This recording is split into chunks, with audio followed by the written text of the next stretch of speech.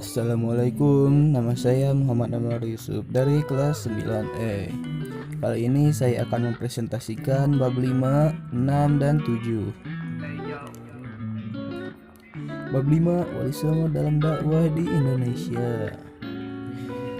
Sunan Gresik dikenal juga dengan nama Maulana Maghribi, Syekh Maghribi, serta Syekh Jumadil Kubro. Beliau dikenal sebagai orang Islam pertama yang masuk ke Pulau Jawa, sehingga kedatangannya menandai masuknya Islam di tanah Jawa. Sunan Gresik meninggal pada 12 Rabiul Awal 882 Hijriah atau 8 April 1419 dan dimakamkan di Gapura Wetan, Gresik. Sunan Bonang lahir di Surabaya pada tahun 1465 dan wafat pada tahun 1525 di Tuban. Beliau dikenal dengan nama Raden Maulana Makdum Mag Ibrahim.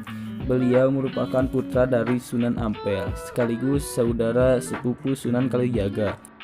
Sunan Bonang dianggap sebagai pencipta gending pertama.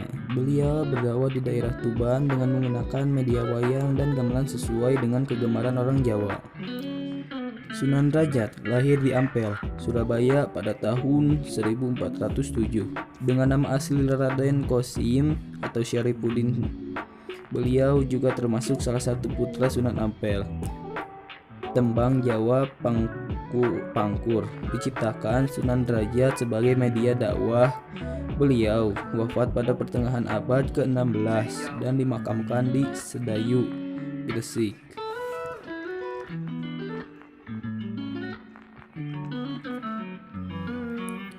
Sunan Giri memiliki nama asli Raden Paku dan dikenal juga dengan nama Raden Ainul Yakin. Beliau merupakan putra Maulana Ishak.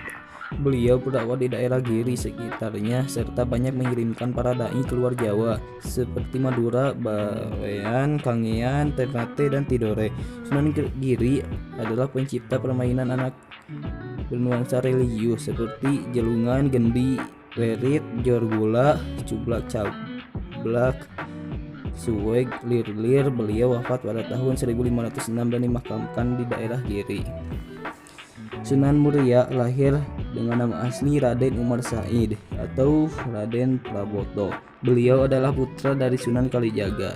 Dalam berdakwah, Sunan Muria cenderung memilih tempat yang jauh dan terpencil dengan menyelenggarakan semacam kursus-kursus keagamaan bagi kaum pedagang, nelayan, dan rakyat biasa.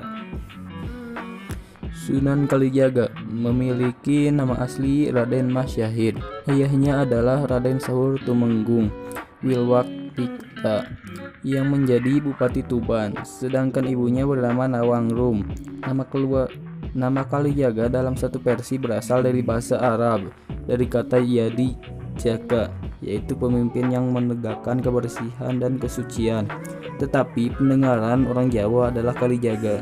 Sunan Kalijaga dianggap sangat berjasa dalam mengembangkan seni wayang purwa atau wayang kulit serta gamelan yang dipergunakan sebagai media dakwah Islam. Selain itu, beliau juga mengembangkan seni suara, ukir, busana, pahat, serta kesusastraan. Sunan Kudus lahir dengan nama Jafar Sodik. Beliau memiliki silsilah yang bersambung sampai ke Nabi Muhammad SAW.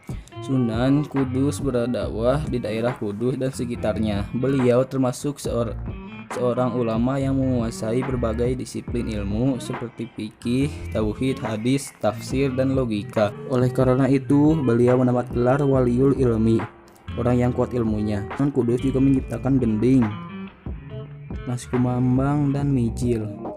Sunan Gunung Jati memiliki nama asli Raden Syarif Hidayatullah. Beliau lahir di Mekah pada tahun 1448. Beliau merupakan cucu Prabu Siliwangi. Beliau berdakwah mengajarkan agama Islam di daerah Cirebon, Majalengka, Kuningan, Kawali, Sunda Kelapa, serta Banten.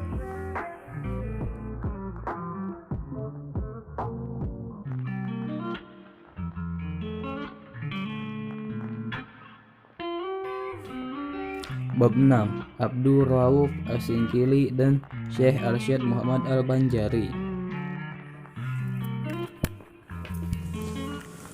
Abdul Rauf As-Singkili, nama asli Abdul Rauf Al-Fansuri, lahir di kota Singkil. Ia adalah orang pertama kali yang mengembangkan tarekat Syatariyah di Indonesia. Abdul Rauf As-Singkili pernah menjadi mufti kerajaan Aceh ketika diperintah oleh Sultanah Safiyatuddin Tajul Alam. Abdul Rauf As-Singkili memiliki sekitar 21 karya tulis yang terdiri dari kitab tafsir, hadis, fikih, dan tasawuf.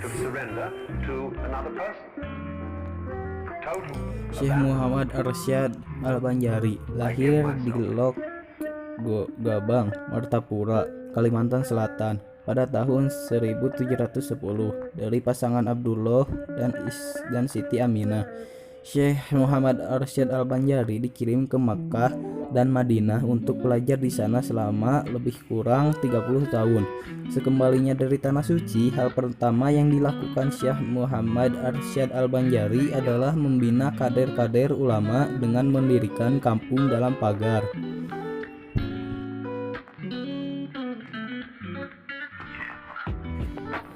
Bab 7. Biografi tokoh pendiri organisasi keagamaan di Indonesia. Kiai Haji Ahmad Dahlan mendirikan Persyarikatan Muhammadiyah pada 8 Zulhijjah 1330 Hijriah atau 18 November 1912. Pendirian organisasi ini dipengaruhi oleh gerakan Tajdid yang dicetuskan oleh Muhammad bin Abdul Al-Wahhab di Arab Saudi, Muhammad Abdul Muhammad Rashid Ridho di Mesir, dan lain-lain. Berdasarkan hal tersebut, salah satu tindakan nyata yang dilakukannya ialah memperbaiki arah kiblat dari yang awalnya lurus ke barat, kemudian dengan mengacu pada ilmu falak dibuat agak condong ke utara 22 derajat. Pembentulan arah kiblat ini dimulai dari Langgar Kidul milik Kiai Haji Ahmad Dahlan sendiri dengan cara membuat garis saf. Semenjak didirikan, Muhammadiyah banyak bergerak di bidang pendidikan. Selain giat memberikan pengajian kepada ibu-ibu dan anak-anak, beliau juga mendirikan berbagai sekolah. Gerakan mengembangkan bidang pendidikan itu terus berlangsung hingga saat ini. Kiai Haji Ahmad Dahlan meninggal pada Jumat 23 Februari 1923 dan dimakamkan di makam milik keluarganya di Karangkajen, Yogyakarta. Kiai Haji Hasyim Asy'ari lahir pada 10 April 1875. Ayah beliau bernama Kiai Asy'ari, pemimpin pesantren keras yang berada di selatan Jombang. Ibu beliau bernama Nyai Halimah. Kiai Haji Hasyim Asy'ari memiliki garis keturunan baik dari Sultan Pajang serta Raja Majapahit. Kiai Haji Hasyim Asy'ari belajar dasar-dasar agama dari ayah dan kakeknya, Kiai Usman, yang juga pemimpin pesantren Besang Piwek, Jombang. Sejak usia 15 tahun, beliau menimba ilmu di berbagai pesantren, antara lain Probolinggo, Langitan Tuban, Kedemangan di Bangkalan, Siwalan di Sidoarjo. Pada tahun 1899, sepulangnya dari Mekah, Kiai Haji Hasyim Asy'ari mendirikan pesantren Tebu Ireng yang kelak menjadi pesantren terbesar dan terpenting di Jawa. Pada abad ke-20, pada 31 Januari 1926, Kiai Haji Hasyim Asy'ari menjadi salah satu pemrakarsa berdirinya Nahdlatul Ulama, yang berarti kebangkitan ulama. Kiai Haji Hasyim Asy'ari wafat pada 25 Juli 1947 atau bertepatan dengan 7 Ramadan 1366 Hijriah dan dimakamkan di kompleks Pondok Pesantren Tebu Ireng, Jombang, Jawa Timur.